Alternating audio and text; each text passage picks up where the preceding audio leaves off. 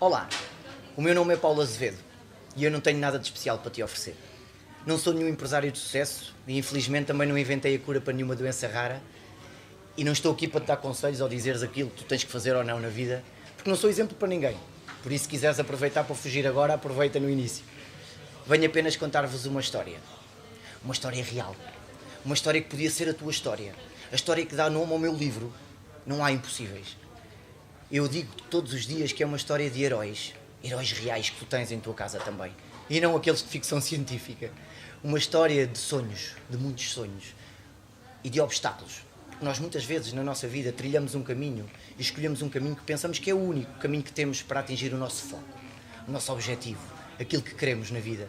E quando nos aparece o primeiro grande obstáculo de frente, o primeiro grande problema, baixamos os braços e desistimos. Porque pensamos que esse obstáculo é impossível de derrubar. E não podemos ser hipócritas, nem estarmos aqui com tretas. Há obstáculos que nós não conseguimos derrubar, claro que há. Quem te disser o contrário está a mentir. Eu, por muito que quisesse ser um Cristiano Ronaldo, nunca podia. Mas não há um único obstáculo que tu não consigas dar a volta. Que tu não consigas passar ao lado, contornar. E muitas vezes para isso tens que te perder daquele caminho que tu escolheste. Perdeste o tempo que for necessário para entrares à frente desse problema. E basta usares algo tão simples que todos nós temos dentro do nosso peito. Esta história que eu te vou contar é uma história de amor. E esse vence todas as barreiras. Mas para te começar a contar esta história, eu costumo dizer em tom de brincadeira que gostava de ter uma máquina que pudesse viajar atrás no tempo.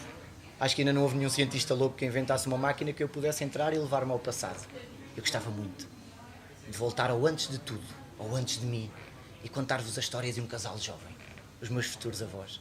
Gostava muito de perceber como é que o meu avô conheceu a minha avó, como é que o meu avô conquistou a minha avó, que não é fácil. A minha avó é uma mulher difícil, não deve ter sido fácil. Gostava muito de perceber como é que eles foram em busca do sonho que tinham, ter o seu próprio restaurante. E emigraram, se calhar como tu já fizeste, ou familiares teus, e foram em busca do sonho, e regressaram anos mais tarde, e abriram o seu pequenino restaurante, e cresceram como família. Tiveram duas filhas lindas, uma mais rebelde que a outra, que por si só ia ser a minha mãe. E eu gostava muito de entrar nessa utópica máquina e voltar ao passado, e perceber como é que a minha mãe, com 16 anos, se apaixonou por um rapaz mais velho, que tinha 18, que já tinha a mania que era jogador de futebol, o meu futuro pai. E nós com 16 anos pensamos em tudo menos em responsabilidades da vida, é verdade. Queremos é aproveitar ao máximo aquilo que a vida tem para nos dar. Queremos nos divertir, queremos curtir. Nunca nos passa pela cabeça com 16 anos uma gravidez. Mas aconteceu. A minha mãe ficou grávida de mim e é um choque, claro que é. Por muito que ela agora diga que não, eu imagino a minha filha entrar naquela porta com 16 anos e dizer-me: pai, estou grávida. Calma, tens 16 anos. É um choque. Mas eu tenho a certeza que depois de ser aceita aquela notícia que cai como uma bomba, tenho a certeza absoluta que se tenha sonhado muito. Eu sou pai. Todos os dias eu fiz planos, criei expectativas, sonhei com o futuro dos meus filhos. Se calhar aquela criança com 16 anos sonhava que o filho ia abraçar o mundo com as duas mãos. E o meu pai sonhava que eu ia ser jogador de futebol como ele, ou pelo menos melhor. Também confesso-vos que não era preciso muito. Eu gostava muito que essa máquina aterrasse no dia 29 de outubro, às 9 da manhã, no quarto da maternidade daquela criança, para perceber onde é que ela se recompôs, depois de levar o maior murro no estômago que alguém alguma vez pode levar. Eu comparo o meu nascimento com um tremendo murro no estômago. Sabes, quando te batem na barriga, tu ficas sem ar, sem conseguir respirar? É esse o impacto que eu acho que aquela criança teve naquele dia 29 de outubro. E eu gostava de estar ali, para conhecer os meus verdadeiros heróis. Nós ouvimos ao longo da nossa vida tantas vezes que o amor vence todas as barreiras e pensamos que é uma frase feita, que é um clichê. E não é.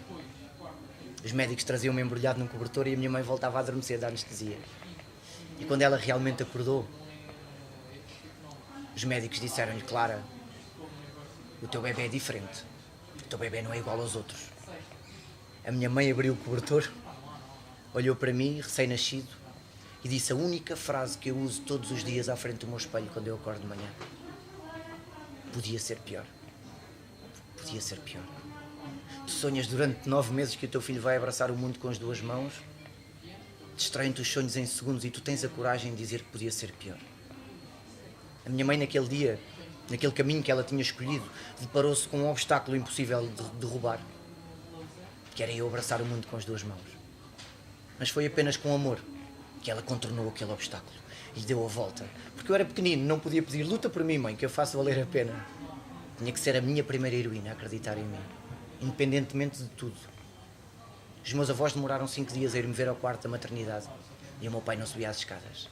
O meu pai ficava a meio, porque o meu pai percebeu de uma forma muito cruel que eu nunca poderia entrar num estádio de futebol ao seu lado, que eu não podia ter aquele público a gritar o meu nome de pé.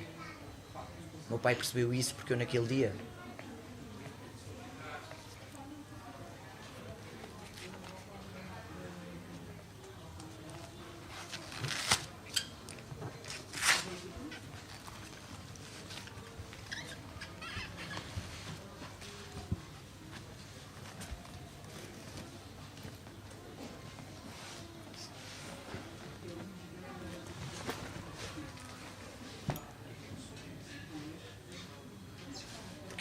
tinha nascido sem pernas. E era ali que eu gostava de estar para conhecer os meus verdadeiros heróis, a minha equipa de trabalho, é verdade. Os médicos diziam que eu nunca me conseguiria sentar quanto mais andar. E mesmo assim, os meus verdadeiros heróis tomaram a maior decisão da vida deles, porque a nossa vida é tão feita disso, pá. Decisões tuas. Tu tens que ter coragem de assumir à frente do teu espelho quando acordas de manhã. Naquele dia decidiram-me trazer para casa e dar-me o máximo de conforto possível. Se é que isso era suficiente para mim, mas era a única coisa que me podiam dar naquele dia. O máximo de conforto possível. E eu vim para casa. E agora sou eu a contar-vos a história. Os médicos diziam que eu nunca me conseguiria sentar. E eu lembro-me que quando cheguei a casa, eu vivo numa aldeia, e vivia numa aldeia ainda mais pequenina que se chamava Redinha. E toda a gente tinha a curiosidade de ir ver o bebé diferente. O meu avô tinha uma loja de artesanato que era um fiasco, ele não vendia nada.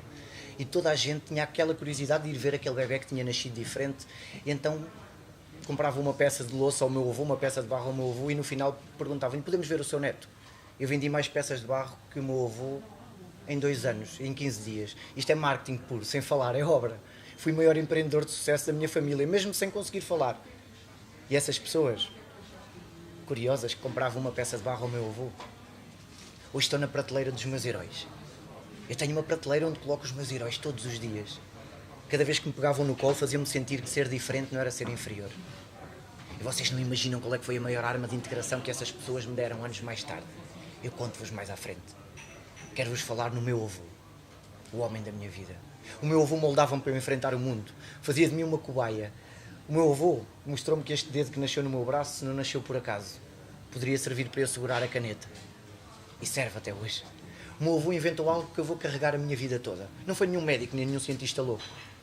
Os médicos diziam que eu não me conseguia sentar e o meu avô inventou este encaixe, que aperta a cintura da minha prótese, em cima de uma tábua, algo rudimentar.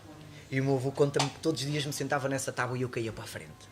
E o meu avô voltava a sentar-me naquela tábua e eu caía para a frente. E o meu avô voltava a insistir, sentava-me naquela tábua e eu todos os dias caía para a frente. E houve um dia que eu fiquei 5 segundos sentado. E o meu avô percebeu nesses 5 segundos que eu ia ser o dono das minhas próprias decisões. Nunca iam ser os outros a decidir aquilo que eu ia conseguir fazer na vida ou não.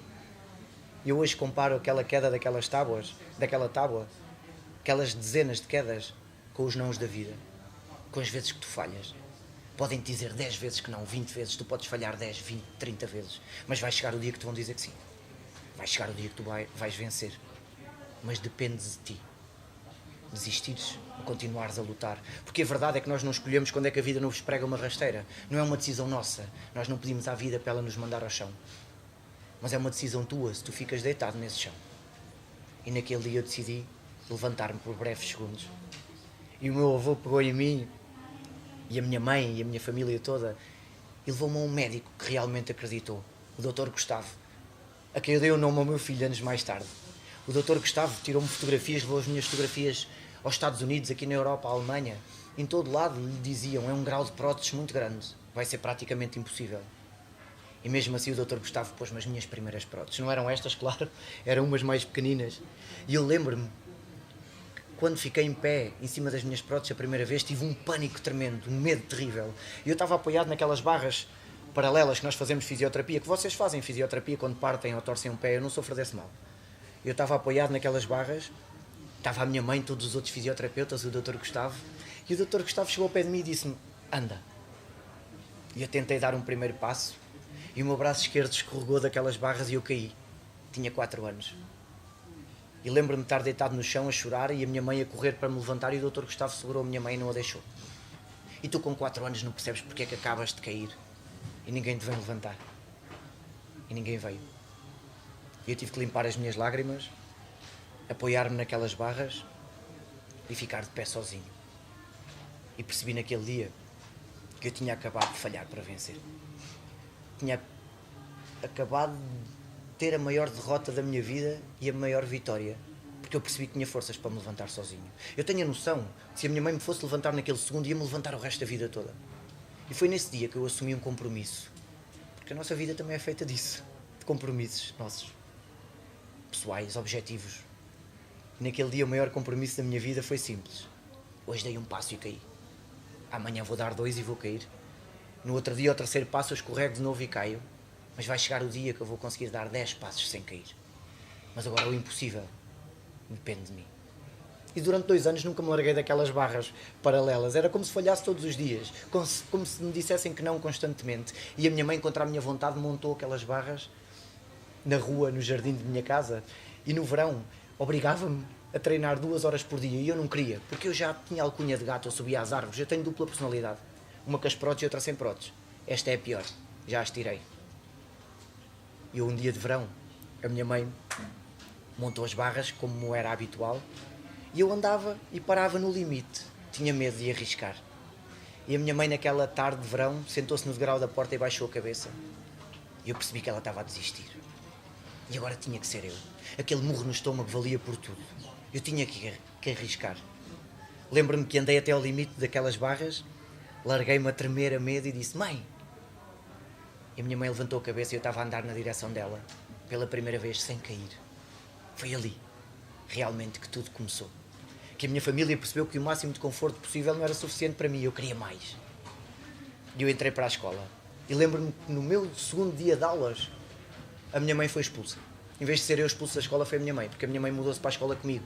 Eu lembro-me que a professora lhe dizia: Clara, não podes andar na escola com o teu filho, tens que deixá-lo voar sozinho. A minha mãe tinha medo que eu fosse vítima de preconceito. É normal. Eu não vos contei. Os meus pais e os meus avós levavam-me para a praia todo nu. Que vergonha, ao menos umas cuecas, mas não era todo nu. Precisamente para as pessoas verem tal e qual como eu era, sem rodeios, sem tabus. E as pessoas viam. E as pessoas pensavam: olha, ele não tem mãos, não tem pernas, se calhar não ouve, não fala, até as desgraças todas. E diziam alto e bom som: coitadinho, mais valia a pena tu não teres nascido. E dói. Dói muito tu ouvires isso. E sabem o que é que eu fazia com essa frase? Ganhava forças nela todos os dias quando estava sozinho no meu quarto. Quando estamos sozinhos no nosso mundo, tantas vezes que os fantasmas saem do armário. E eu ganhava forças nessa frase e dizia para mim mesmo: um dia sou eu que vos vou mostrar se valeu a pena ter nascido ou não. Eu sei que no início disse que não te vinha dar nenhum conselho. Isto não é um conselho, é uma partilha apenas. Gosta de ti como és. Com todos os teus defeitos, com todas as tuas virtudes. És tu que tens que gostar de ti do jeito que és. Nós passamos a vida toda a tentar agradar aos outros, a tentar que os outros gostem de nós, quando muitas vezes somos nós que não gostamos de nós mesmos. É difícil irmos longe pessoalmente e profissionalmente quando tu não acreditas no teu valor. E tu vales tanto. Experimenta quando estás sozinho no teu quarto, com esses fantasmas todos, dizeres várias vezes: é difícil, mas um dia eu vou conseguir. E se não for hoje, é amanhã. E se não for amanhã, é no outro dia. Mas viva a tua vida baseado na existência. E nunca, nunca na desistência. Pode parecer egocêntrico, mas eu gostava de mim como era, com as mãos redondas, não interessa. E lembro-me que os meus colegas me perguntavam: mas tu não tens pé, não tens mãos? E eu: não. E não tens pernas? Não. Então o que é que tu não tens mais? Eu não tenho pés. Pés também não, e mais. Eu não tenho unhas encravadas. É verdade, eles davam-me pontapés e como viam que eu não sentia dores, eu dizia que vinha de Marte. As professoras não achavam muita piada, que eu lembro-me que uma vez uma professora minha me disse: Paulo, tu queres falar, pões o dedo no ar. E eu: ponho o quê? Não percebi, eu pus o dedo no ar. Ela, se tivesse um buraco naquele dia, tinha-se enterrado. Eu era feliz à minha maneira. E aquelas crianças curiosas que me perguntavam o que é que eu não tinha, conheciam-me como ninguém. Eram simplesmente os filhos daquelas pessoas que iam comprar uma peça de barro aos meus avós. Os meus maiores heróis da integração, que estão no topo da minha prateleira de heróis. Conheciam-me como ninguém, mas literalmente como ninguém. Eles tiravam umas próteses, levavam-me às costas, tipo mochila, para todo lado. Nós tínhamos um pinhal atrás da escola primária, eles faziam cabanas nas árvores, levavam-me e sentavam-me no ramo mais alto. Quando vinham as contínuas, eles conseguiam correr, fugiam, eu era sempre apanhado. Eu era feliz à minha maneira. Mas havia algo que eu achava que não estava bem resolvido. O olhar do meu pai. Eu um dia entrei no quarto dos meus pais, abri a última gaveta da mesa de cabeceira e encontrei umas chuteiras, umas botas pequeninas de jogador de futebol, de bebé, e um equipamento do Benfica. E percebi que o meu pai tinha fechado o sonho na gaveta de um dia ser jogador de futebol como eu. Eu não acredito que desse lado não haja ninguém que não tenha sonhos. Mas muitas vezes nós temos medo de ir atrás do nosso sonho. Só há uma forma de o realizarmos, só uma porta de entrada nele, que é aquela que toda a gente espera. E nós consideramos o nosso maior sonho uma utopia. Há várias portas de entrada no teu sonho, mas só há uma única chave e essa és tu que a tens. Claro que eu nunca podia ser jogador de futebol como o meu pai, claro que não. Sentir o cheiro da relva, o toque da bola nos pés. Mas eu não era obrigado a desistir do sonho do meu pai só porque não podia realizá-lo da forma como toda a gente esperava. Fui atrás desse sonho. E decidi ensinar a jogar futebol. E fui tirar o curso de treinador de futebol 11. E na altura, quando chegou a hipótese de estágio, eu pedi estágio no Porto, no Sporting, no Benfica. E no Porto fui fazer uma palestra, no Sporting também e no Benfica. E naquela altura tinha saído uma reportagem sobre mim na Sport TV, que se chamava O Melhor Jogador do Mundo. E o diretor da Sport TV disse-me: olha, tu és fã do José Mourinho? Sou. Eu tenho o e-mail dele, mas não te vou dar, senão chateias o homem todos os dias. Mas escreves-me um e-mail a pedir estágio e eu reencaminho para ele. E assim foi. Eu escrevi um e-mail, 3 dias depois eu tinha uma resposta na minha caixa de correio. Não do diretor da Sport TV, do próprio José Mourinho. Só com uma frase que dizia: claro que sim, vem, eu pago-te a viagem. E eu fui, anestesiado, dormente, eu não sabia para onde é que ia. E de repente numa daquelas portas abre-se, num daqueles corredores intermináveis, abre-se uma porta e aparece-me aquela figura imponente de frente, estica-me o braço para me cumprimentar, e eu nervoso a cumprimentá-lo, e ele: estás com frio? E eu: não, estou nervoso. E a nossa primeira conversa foi literalmente esta, sentados frente a frente, e ele disse-me: Paulo, fala-me um bocadinho de ti.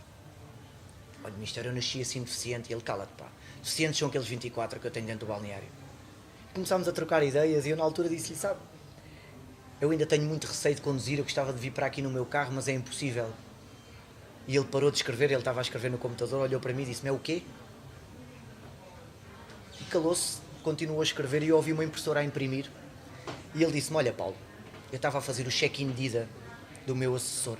Ele vai-se embora segunda-feira e fiz a reserva dos teus bilhetes, vais-te embora com ele, se faz favor. E disse: mas está-me a mandar embora? Estou. Eu aceito o teu estágio no dia que tu apareces no teu carro, à frente do portão do centro de estágios. E eu não tive outro remédio, se não vir para Portugal, pegar no meu carro pequenino, e arrancar, cheio de medo, para Madrid. E quando estacionei o meu carro no parque de estacionamento do centro de estágios, o Mr. Mourinho estava à minha espera. Abriu a porta, fez uma visita guiada ao meu carro, agarrou-me num braço, olhou para mim, olhos nos olhos, e disse-me a única coisa que eu gostava que vocês levassem de toda esta pequena conversa: tu és o teu pior inimigo, porque és tu que constróis as tuas barreiras e levantas os teus muros. Claro que tu não conseguias conduzir até aqui, claro que não, já tinhas decidido assim. E eu pensei: não, ele tem razão. A batalha da minha vida não é contra os outros, é contra eu próprio. Muitas vezes nós damos as desculpas que são os nossos colegas que são maus colegas, são os nossos chefes que nos pagam mal, é o mercado de trabalho que está difícil, está a chover, não me apetece sair de casa. E o nosso pior inimigo somos nós mesmos. E a batalha da nossa vida é contra nós e não contra os outros.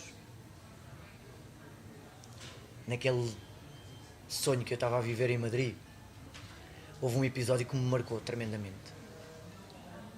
Na altura, todos os jogadores brincavam comigo, alguns escondiam umas próteses, e havia um jogador que não olhava para mim, que nunca falou para mim, o Iker Casillas. E eu aprendi que não devemos julgar uma pessoa sem lhe dar a oportunidade primeiro.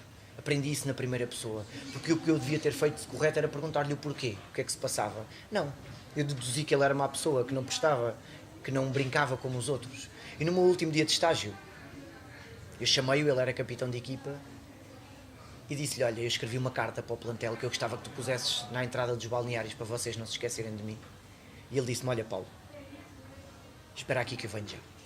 e aparece-me com umas luvas brancas na mão e disse-me: estas luvas são as minhas luvas que levantaram a última Copa do Mundo pela seleção espanhola.